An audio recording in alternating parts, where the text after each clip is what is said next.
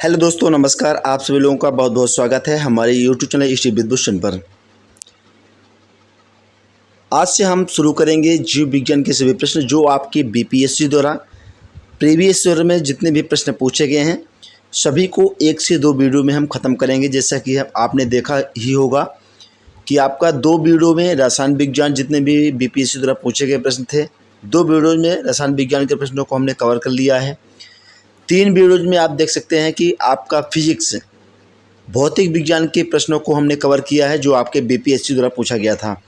आज से हम शुरू कर रहे हैं जीव विज्ञान के प्रश्नों को। जितने भी आपके प्रीवियस ईयर हैं बीपीएससी द्वारा पूछे गए प्रश्न हैं उन्हीं प्रश्नों को आपको देखने को मिलेगा। अगर बुक की बात करें तो बुक आपकी घटना चक्र की है जिसके सभी प्रश्न आपको हम करा रहे हैं। चलिए वीडियो की शुरुआत करते हैं पहले प्रश्न से। पुस्तक दी ऑरिजिन ऑफ स्पीसीज किसने लिखी थी?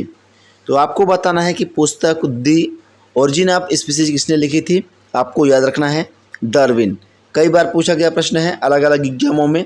ये आपके बीपीएससी द्वारा 2019 में पूछा गया प्रश्न है। द ऑरिजिन ऑफ स्पीसीज पुस्तक डार्विन द्वारा लिखी गई है। चार्ल्स डार्विन इंग्लैंड के जैव विकासविद थे। तो आपको एक बात यहाँ से ये भी याद हो जानी चाहिए, चार्ल्स डार्विन इंग्लैंड के जैव वैज्ञानिक थे। इनके द्वारा प्रस्तुत विकासवाद को डार्विनवाद या फिर प्राकृतिक वर्णवाद थ्योरी ऑफ नेचुरल सिलेक्शन कहते हैं। तो इनके विकास को कई बार पूछा गया है। तो थ्योरी ऑफ नेचुरल सिलेक्शन या तो मिले आपको डार्विनवाद मिले या फिर वर्णवाद मिले। तो इनके द्वारा प्रस्तुत विकासवाद को डार्विनवाद, प्राकृतिकवाद, द नेचुरल ऑफ सिलेक्शन भी कहते हैं। तो यहाँ से 2-3 बातें आपको याद होनी चाहिए।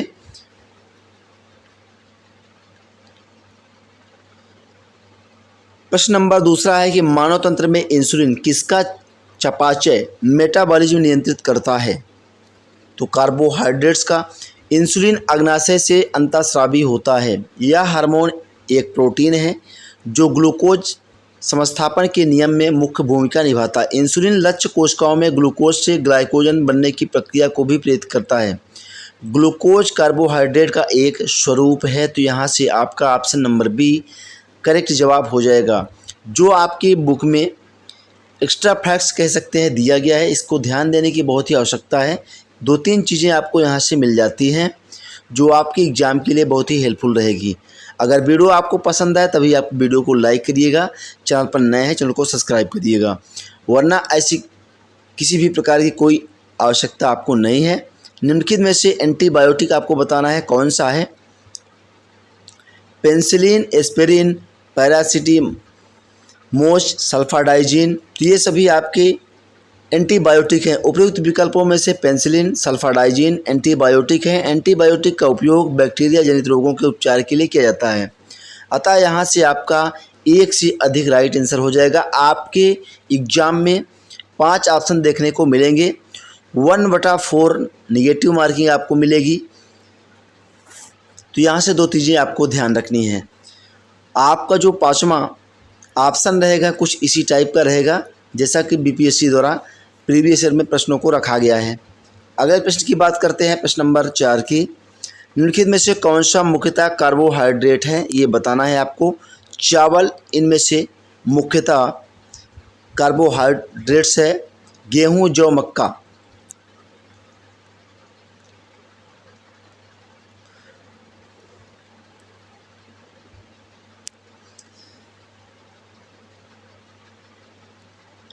सौ ग्राम पके हुए चावल में लगभग 25.5 ग्राम कार्बोहाइड्रेट की मात्रा होती है। तो वास्तव में चावल में 90% कैलोरी कार्बोहाइड्रेट्स की होती है। इसीलिए यहाँ जो है आपका जो ऑप्शन दिया गया था उसमें आपका चावल राइट आंसर हो जाएगा। कार्बोहाइड्रेट्स का मुख्य स्रोत चावल साधारण खाद्य पदार्थों की तुलना में अधिक विटामिन, खनिज और फाइबर प्रदान करता है। 3-4 बातें आपको यहाँ से ध्यान रखने की आवश्यकता है। कीट संवर्धन क्या है? कीटों की वृद्धि करने का विज्ञान।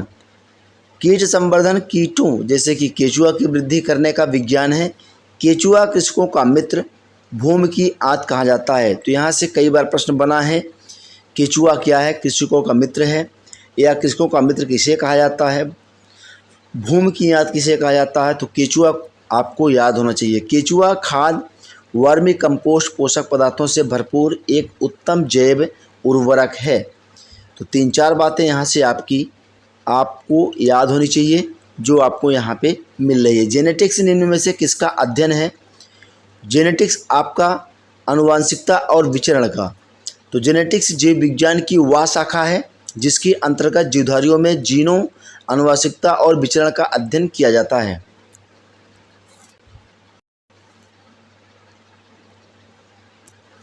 अगला प्रश्न है, गर्भ में भ्रूण से विकास को जानने के लिए निम्नलिखित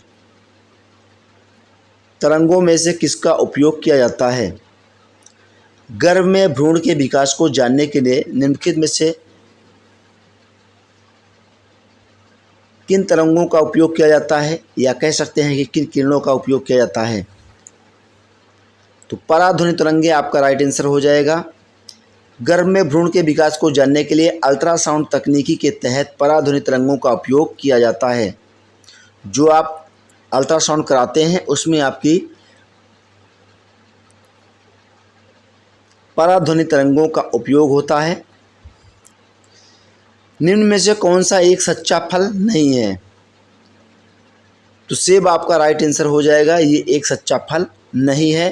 फैक्ट्स देख लेते हैं क्या कहता है। जब फल के निर्माण में अंडाशय, ओवरी के अलावा कुछ अन्य भाग भी शामिल हों तो ऐसे फल को असत्य फल या झूठा फल कहते हैं। उदाहरण आप देख सकते हैं, एप्पल, काजू, नाशपाती। तो ये सभी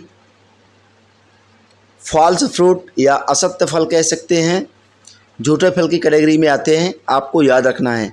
लौंग पौधे से निम्नलिखित में से किस भाग से प्राप्त होते हैं? तो लौंग आपके पुष्पकली से प्राप्त होते हैं। ऑप्शन नंबर डी आपका सही जवाब हो जाएगा। लौंग यूजीनेजिया कैरियोफाइलेटा नामक मध्यम कद वाले सदाबहार वृक्ष की सूखी हुई पुष्पकलिका है। तो यहाँ से ये बात आपको बहुत ही इम्पोर्टेंट है कि लौंग आपका यूजीनिया कैरियोफाइलेटा नामक मध्यम कद वाले सदाबहार वृक्ष की सूखी हुई पुष्पकलिका है। अगले प्रश्न की बात करते हैं। अगला प्रश्न है, लौंग एक मसाला पौधे से किस भाग से प्राप्त होता है?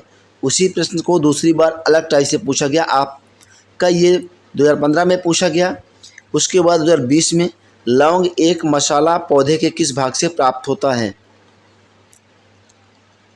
तो अभी आपने पढ़ा है फूल की कली से प्राप्त होता है। ऑप्शन नंबर डी आपका राइट आंसर हो जाएगा।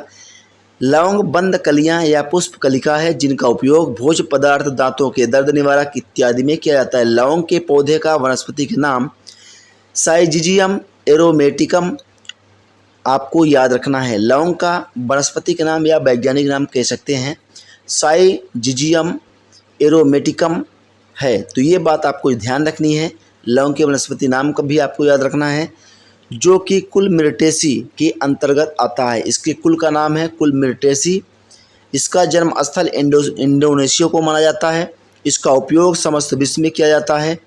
यह एक सदाबहार वृक्ष है जिसकी ऊंचाई 10 से 20 मीटर तक होती है। इसकी पत्तियां बड़ी एवं अंडाकार होती हैं। अब अगला प्रश्न देखते हैं। अगला प्रश्न है, अदरक तना है जड़ नहीं क्योंकि? तो कारण आपको बताना है कि अदरक तना है जड़ क्यों नहीं है। इसमें नोड और इंटरनोड होते हैं, यही कारण है। तो नोड एवं इंटरनोड का उपस्थिति होना तने का विशेष लक्षण है। चूँकि अदरक में ये संरचनाएं पाई जाती हैं, अतः यहाँ कहा जा सकता है कि अदरक तना है जड़ नहीं है। बढ़ते हैं नेक्स्ट अगले क्वेश्चन पर। बहुत ही शानदार और बेहतरीन ये जो बुक में कंटेंट आपको दिया गया है, हर एक कंटेंट जो हम आपको दिखा रहे हैं, ये बुक आपकी घटना चक्र की है। सभी कंटेंट बेहतरीन हैं, आपके एग्ज़ाम के लिए बहुत ही हेल्पफुल रहेंगे। प्रीवियस ईयर बहुत ही इम्पोर्टेंट है। फटाफट से आप सभी को अपना तैयार करके जाना है एग्ज़ाम से पहले। अभी भी आपके पास काफ़ी समय है, तो थोड़ा सा समय देंगे, आपकी हर एक चीज़ क्लियर हो जाएगी। हम भी कोशिश कर रहे हैं कि वीडियो थोड़ी सी आपको मैराथन टाइप से देंगे, जैसा कि थोड़ा थोड़ा करके बढ़ा रहे हैं। आपका भौतिक विज्ञान की अगर बात करें तो 3 वीडियो में उसको हमने ख़त्म किया था, जितने भी प्रीवियस ईयर के प्रश्न थे। रसायन विज्ञान की बात करें, केमिस्ट्री की, तो उसका भी आपका 2 वीडियो में हमने ख़त्म किया था। अब हम यहाँ से लगातार जीव विज्ञान के प्रश्नों को कर रहे हैं जो आपके बीपीएससी द्वारा पूछे गए हैं। तो पादप कली है, ये एक भ्रूणी टहनी है पादप कली। यहाँ से आपको याद रखना है कि पादप कली है एक भ्रूणी टहनी की। फैक्ट्स को देखते हैं, थोड़ा सा हर एक फैक्ट्स पर नज़र डालते हुए चलेंगे।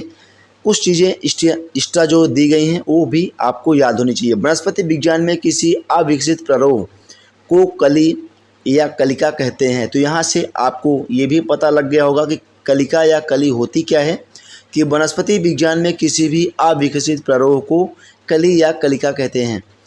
यह किसी पत्ती के कक्ष पर या तने के अंतिम छोर पर उत्पन्न होती है। अगला प्रश्न है, पौधे जो नमक युक्त मिट्टी में उगते हैं उनको क्या कहते हैं? तो पौधे जो नमक युक्त मिट्टी में उगते हैं उनको हेलोफाइट्स कहते हैं। लवणभित मृदुभित उन पादपों को कहते हैं, लवण मृदुभित उन पादपों को कहते हैं हेलोफाइट जो उच्च लवण युक्त जल में पैदा होते हैं। तो लवण मृदुभित या हेलोफाइट कुछ भी आपके एग्जाम में मिले इस तरह शब्द लिखे, या तो लवण मृदुभित या फिर हेलोफाइट उन पादपों को कहते हैं जो उच्च लवणता युक्त जल में पैदा होते हैं। अगला प्रश्न है,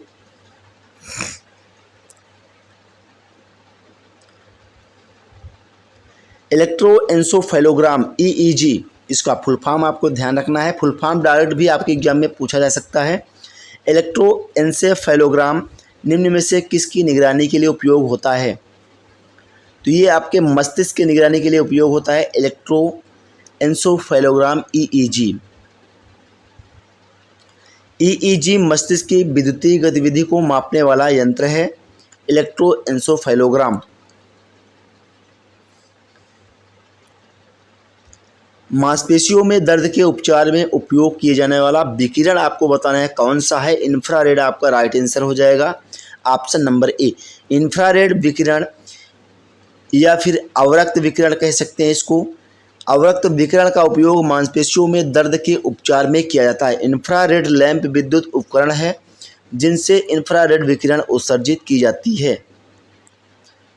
अगला प्रश्न है, जीवों में अत्यधिक विविधता का कारण है उत्परिवर्तन। जीवों में अत्यधिक विविधता का कारण क्या है? उत्परिवर्तन।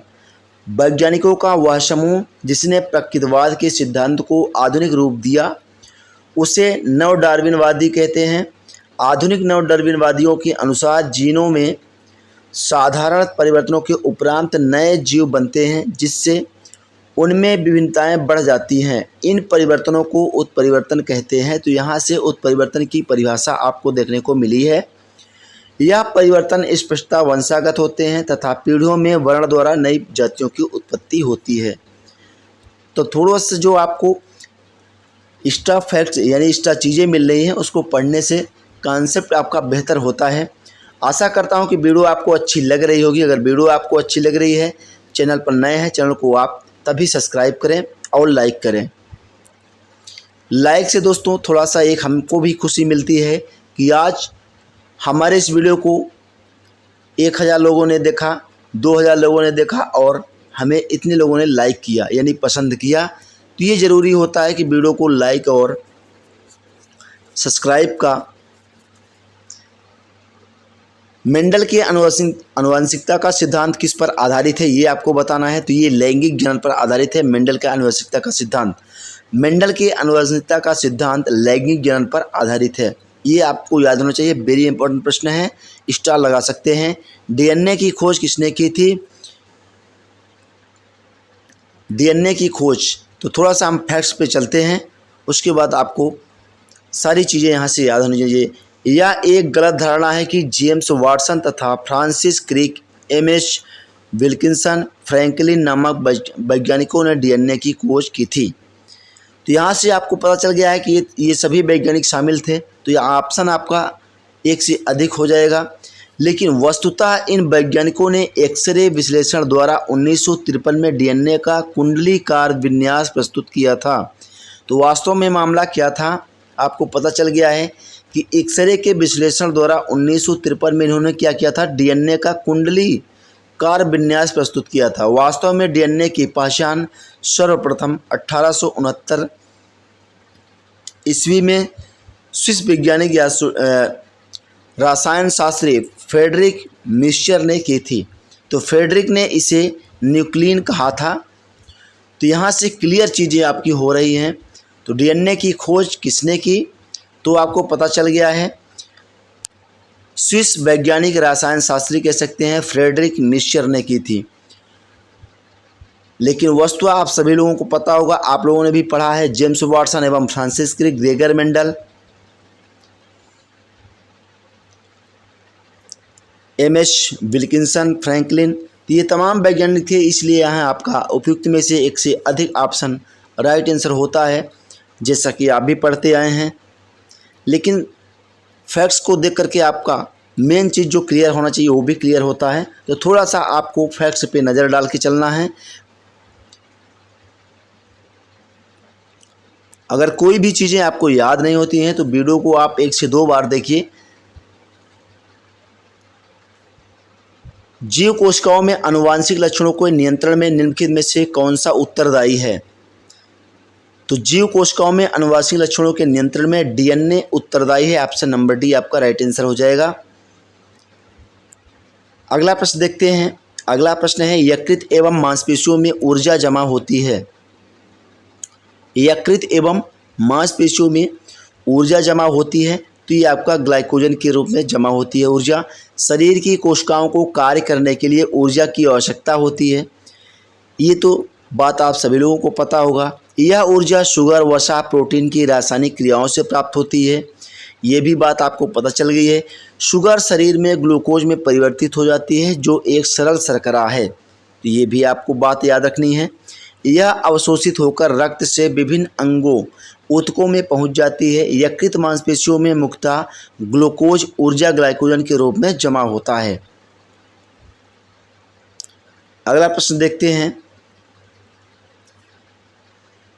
अगर कोई भी समस्या हो, कुछ भी आपके प्रश्न हो, आप कमेंट बॉक्स में कमेंट करें, उसका पूर्णतः आपको जवाब मिलेगा। मानव शरीर में होता है, तो मानव शरीर में 20 से 30% नहीं बल्कि 70% पानी होता है। ध्यान रखिएगा, बहुत बार पूछा गया प्रश्न है, अलग अलग एग्जामों में ये कई बार पूछा गया है, तो इम्पोर्टेंट है, आप ध्यान रखिएगा। हमारे शरीर का अधिकतम भाग जल से बना है। मानव शरीर में जल की मात्रा का लगभग 2/3 लगभग 17% जल पाया जाता है।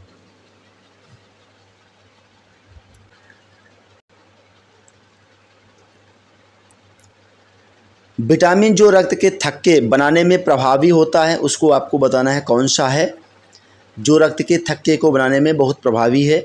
वेरी इंपॉर्टेंट प्रश्न है, कई बार ये एग्जाम में आया है। तो यहाँ से विटामिन के राइट आंसर हो जाएगा। विटामिन के की कमी से शरीर में खून का थक्का, ब्लड क्लॉथिंग आपका धीरे बनने की बीमारी होती है, या हम कह सकते हैं कि ब्लड का थक्का नहीं बनता है या धीमा बनता है। इस विटामिन को रुधिर स्राव रोधी पदार्थ कहते हैं। इसकी कमी वाले व्यक्तियों का ऑपरेशन आसानी से नहीं किया जा सकता है, क्योंकि अधिक रुधिर यानी ब्लड आपका बह जाने का डर बना रहता है। जब थक्का नहीं बनेगा तो ब्लड आपका बहता चला जाएगा, इसका डर बना रहता है।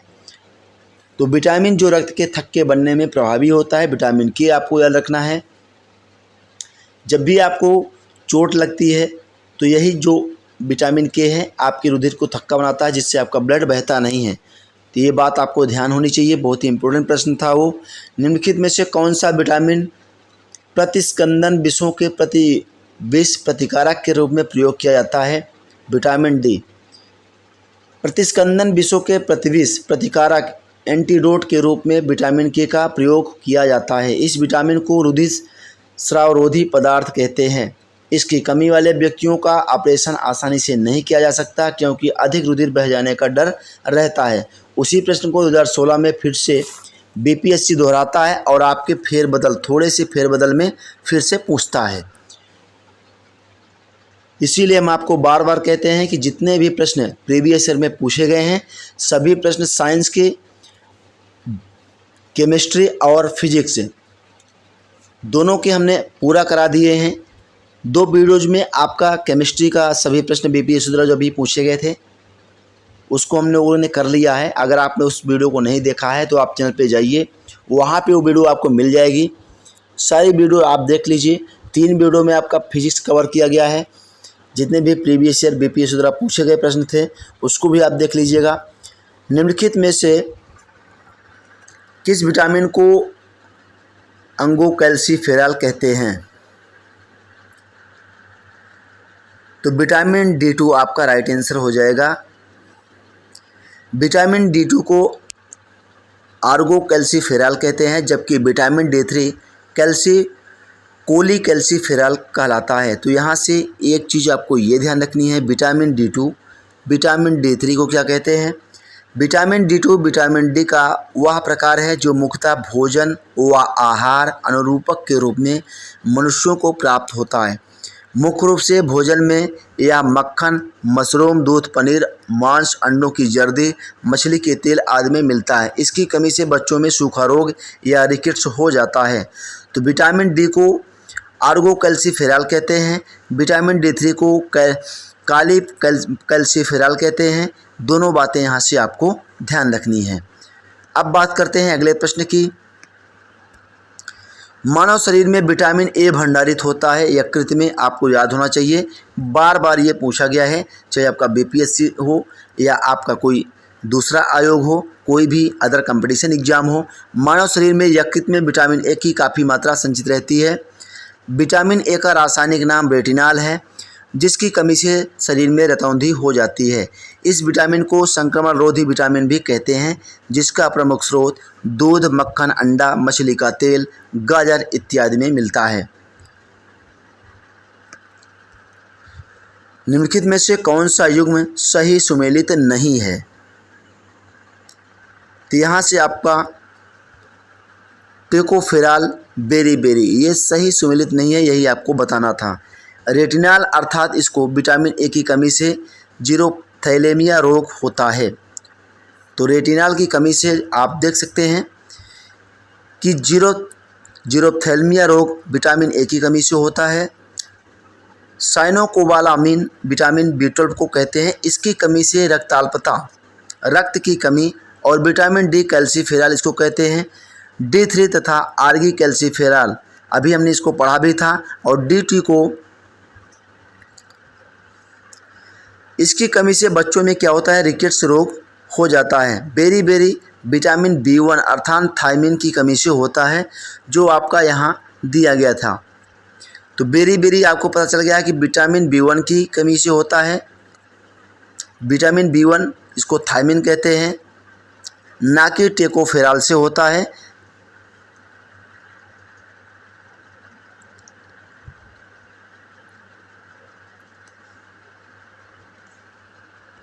आपका टेकोफेरॉल विटामिन ई की कमी को कहते हैं, यहाँ से आप देख सकते हैं। निम्नलिखित में से किस युग में सही सुमेल आपको बताना है, कौन सा नहीं है?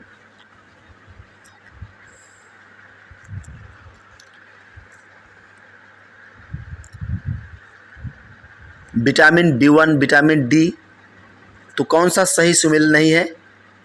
डायरेक्ट हम चलते हैं फैक्ट्स पे, वहाँ से सारी चीज़ें आपकी हो जाएंगी क्लियर। तो कोई चीज़ें आपको बाहर नहीं जाने वाली है। सूर्य का प्रकाश एवं कांड यकृत तेल विटामिन डी के समृद्ध स्रोत है।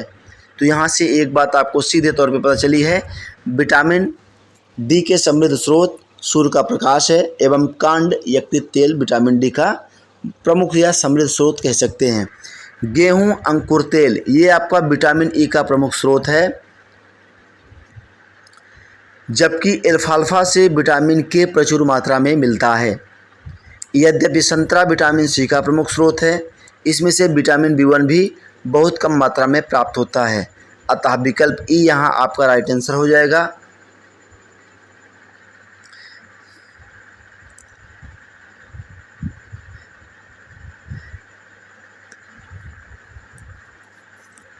यहाँ से आपका राइट आंसर हो जाएगा ऑप्शन नंबर ई, उपरोक्त में से एक से अधिक।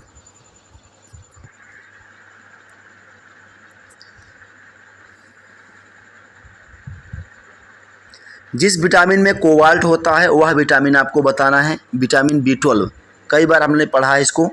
कोबाल्ट आपका एक खनिज लवण है जो विटामिन B12 साइनोकोबालामिन इसको कहते हैं, रासायनिक नाम इसका याद रखना है आपको। इसका महत्वपूर्ण घटक है। विटामिन B12 वृद्धि के लिए आवश्यक होता है।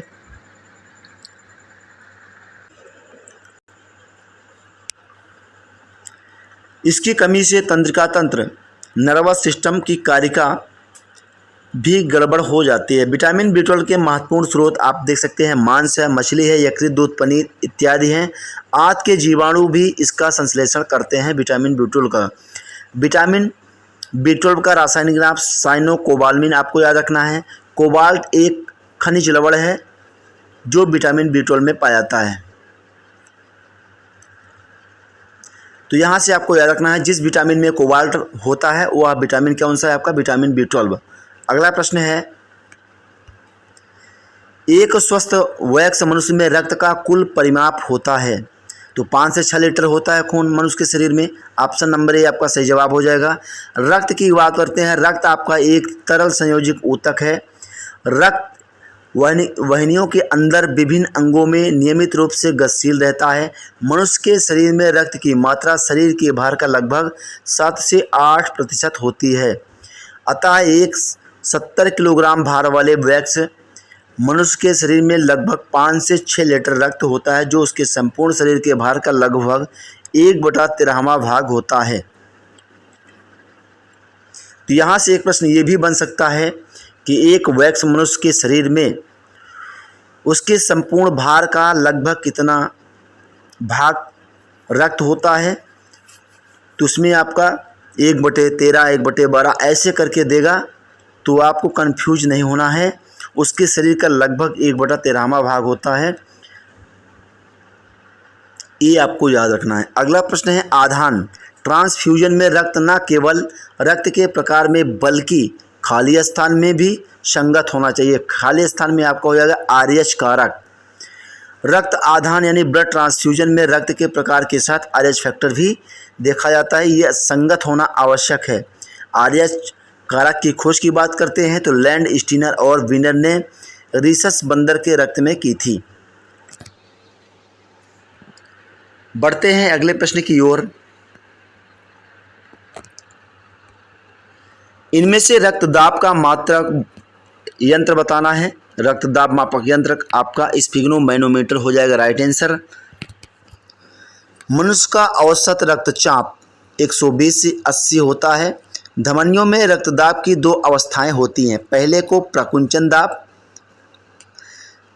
सिस्टोलिक प्रेशर तथा दूसरे को प्रसारण दाब डिएस्टोलिक प्रेशर कहते हैं। सामान्य तौर पर प्रकुंचन दाब 120 मिली तथा प्रसारण दाब 80 मिली होता है। रक्तदाब को डॉक्टर स्फिग्नोमैनोमीटर यंत्र द्वारा मापता है।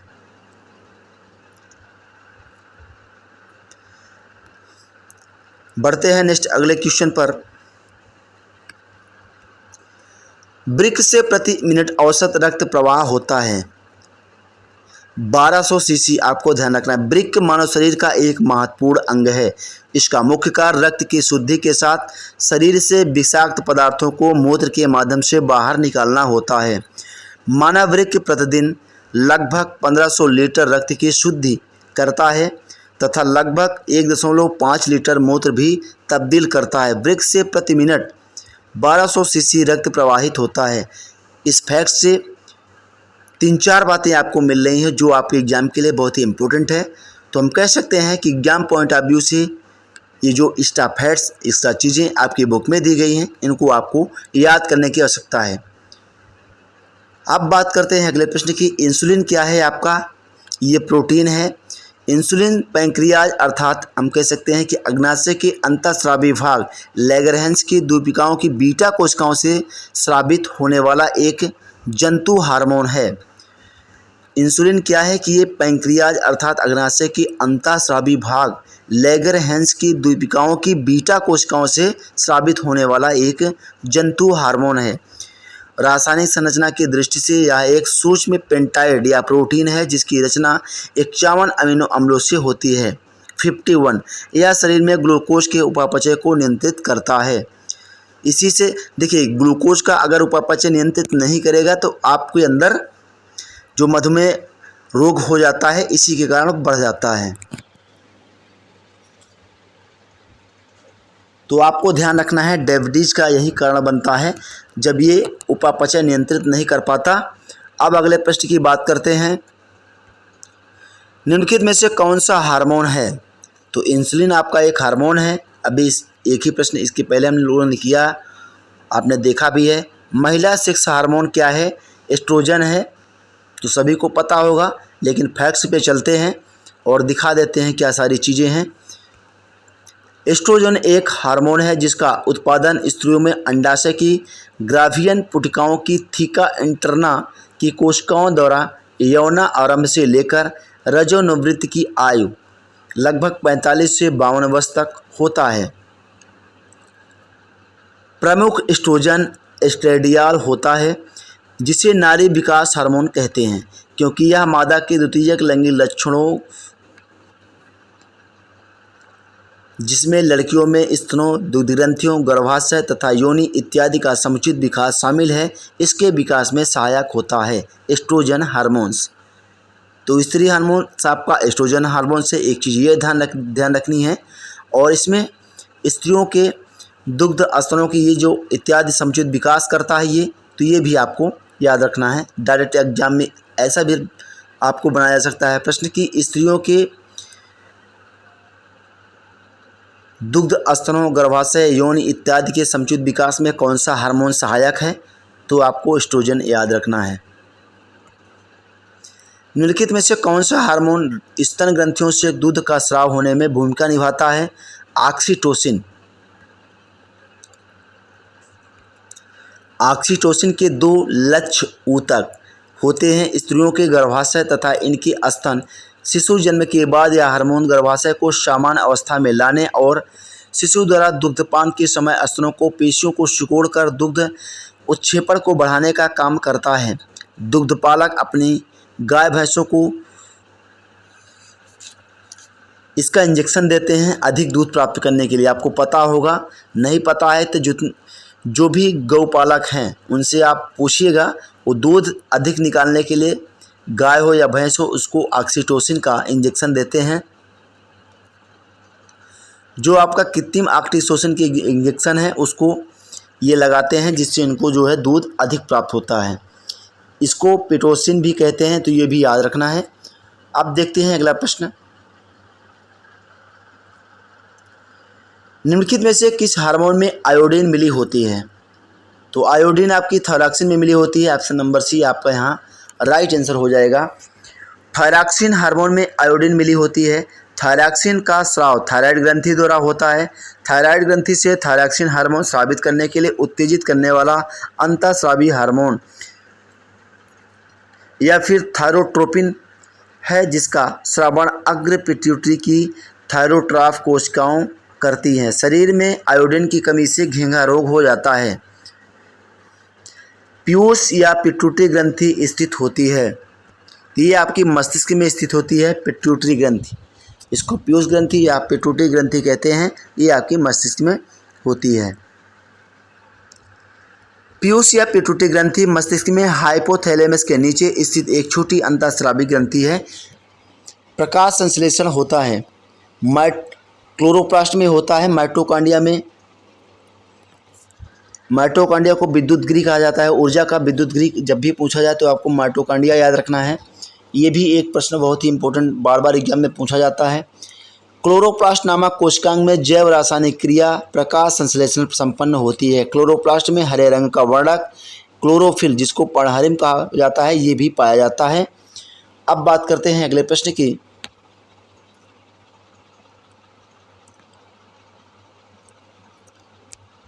प्रकाश संश्लेषण का उत्पादक है, तो प्रकाश संश्लेषण का उप उत्पाद आपको बताना है। प्रकाश संश्लेषण का उप उत्पाद कौन सा है? तो ऑप्शन नंबर बी आपका करेक्ट जवाब हो जाएगा, O2। वह क्रिया जिसमें पौधों के हरे भाग सूर्य से प्रकाश ऊर्जा को ग्रहण कर वायु से ली गई कार्बन डाइऑक्साइड CO2 तथा मृदा से शोषित जल H2O द्वारा कार्बोहाइड्रेट्स का निर्माण करते हैं। एवं ऑक्सीजन O2 को अप्रधान रचना या उप उत्पाद के रूप में बाहर निकालते हैं। तो यहाँ आपसे उप उत्पाद पूछा गया था कौन सा है, तो जिसको वो निकालते हैं ऑक्सीजन आपका राइट आंसर हो जाएगा। उप उत्पाद के रूप में बाहर निकालते हैं। प्रकाश संश्लेषण की संपूर्ण क्रिया को निम्नलिखित अपक्रिया द्वारा प्रदर्शित किया जा सकता है। ये अपक्रिया अगर आपको याद रखनी हो तो याद रख सकते हैं। अगले प्रश्न की बात करते हैं, सौर ऊर्जा ATP में बदलती है। तो क्लोरोप्लास्ट में सौर ऊर्जा ATP में बदलती है। ऑप्शन नंबर बी आपका राइट आंसर हो जाएगा। क्लोरोप्लास्ट एक पादप कोशिकांग है जिसमें पर्णहरित या क्लोरोफिल नामक एक प्रोटीन युक्त जटिल रासायनिक यौगिक पाया जाता है। यह वर्णक पत्तों के हरे रंग का कारण है। कोशिका का शक्ति स्रोत होता है। देखिए वही प्रश्न आपके एग्जाम में पूछा भी गया है जिसको हमने अभी पहले बताया था। ऊर्जा का विद्युत गृह किसे कहा जाता है? कोशिका, देखिए आपका यहाँ माइटोकॉन्ड्रिया को कोशिका का पावर हाउस कहा जाता है। भ्रूण किससे मिलता है, किसमें मिलता है, ये बात आपको बहुत ही इम्पोर्टेंट है। कई बार ये पूछा गया प्रश्न है। जैसा कि आपका माइटोकॉन्ड्रिया वाला है, कोशिका का विद्युत गृह कहते हैं।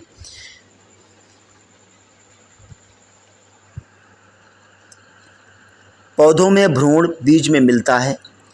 अंकुरण प्रक्रिया के फलस्वरूप भ्रूण बीज से बाहर आता है। तो भ्रूण किस में मिलता है? तो ये आपका बीज में मिलता है। अगला प्रश्न है, निम्नलिखित में से कौन प्रतिजैविक औषधि है? क्लोरोरैम्फेनिकॉल एक प्रतिजैविक एंटीबायोटिक कह सकते हैं, औषधि है जिसका उपयोग बैक्टीरियल इन्फेक्शन के उपचार में किया जाता है। गुआनिडीन एक प्रकार का सल्फोनामाइड प्रतिजैविक है।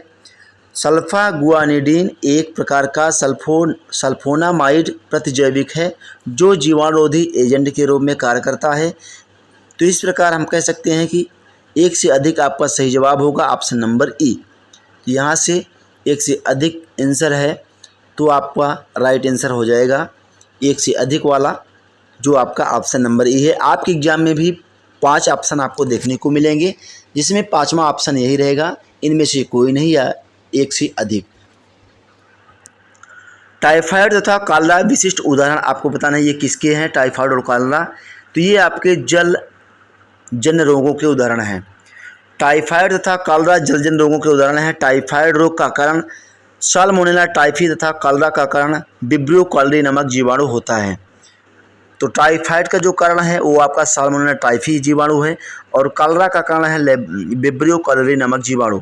पीने के जल के उचित उपाचार द्वारा इन्हें फैलने से रोका जा सकता है। अगर आप जो पानी पीते हैं उसको अच्छे तरीके से छान करके उबाल करके पीते हैं तो ये समस्या आपको नहीं होने वाली है। मनुष्य में एफ्लाटॉक्सिन खाद्य विषाक्त द्वारा सामान्यतः कौन सा अंग प्रभावित होता है? वृक्क आपका प्रभावित होता है एफ्लाटॉक्सिन खाद्य विषाक्तन के द्वारा। अब यहाँ से 47 से जो भी प्रश्न हम कराएंगे कल की वीडियो में कराएंगे ताकि वीडियो बहुत अधिक लंबी ना हो। अगर आप चैनल पर नए हैं, पहली बार वीडियो को देख रहे हैं, चैनल को सब्सक्राइब कर लीजिए और बेल आइकन को प्रेस कर दीजिए। वीडियो आपको पसंद आती है तभी आप वीडियो को लाइक करिएगा। अपने जितने भी सोशल मीडिया ग्रुप हैं, चाहे आपका व्हाट्सएप ग्रुप हो, फेसबुक हो, तभी आप वहां पे शेयर करिएगा। कोई भी प्रश्न हो आप कमेंट बॉक्स में कमेंट करें, उसका पूर्णतः समाधान आपका किया जाएगा। मिलेंगे नेक्स्ट अगले वीडियो में। Thank you for watching.